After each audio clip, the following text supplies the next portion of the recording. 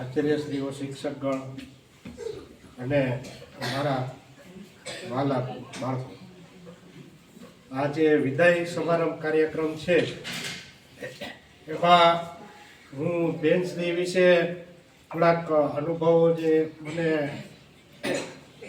યાદ છે કહીશ કે ભાઈ અહીંયા એક્ઝામના ટાઈમમાં ઘણી વખત અમને અહીંયા મૂકતા સાહેબ સુપરવાઇઝરમાં પરીક્ષામાં, તો હું ત્યાંથી તરસિંગડાથી પરીક્ષામાં પણ અહીંયા આવતો ત્યારે બેન સતત એમ કે કામમાં પોતાના વ્યસ્ત હોય, બાળકોને માર્ગદર્શન આપવું, ત્યારબાદ કોઈ ગામવાળા વાલીઓ સાથે આવે તો એને પણ સારો આવકાર છે, એને પ્રશ્નો, એવું બધું બહુ સરસ જે ઝીણવટપૂર્વકનું કાર્ય છે એ સતત કરતા. અને ઘણી વખત મુલાકાતે આવું તો પણ ઘણી વખત બેન સાથે મુલાકાત થતી. એનો જે સૌમ્ય સ્વભાવ અને બધા સાથે મિલનસાર સ્વભાવને કારણે બાળકો સાથે પણ આત્મીયતા કેળવી છે, ગામ સાથે પણ આત્મીયતા કેળવી છે. એ ખૂબ અઘરું કાર્ય છે.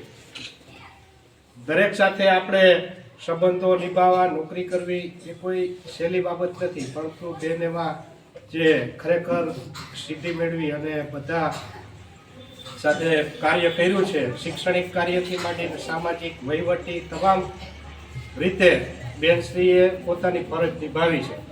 જે બદલ હું એમને ખૂબ ખૂબ અભિનંદન આપું છું.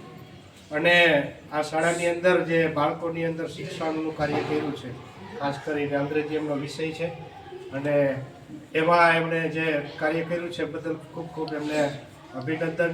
અને જે શાળામાં જાય છે ત્યાં પણ ખૂબ શુભેચ્છાઓ.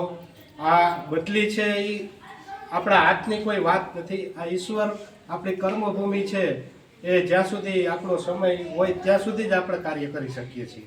પછી આપણું જ્યાં કર્મભૂમિ બદલાય એટલે આપણે ત્યાં કાર્ય કરવાનું હોય છે.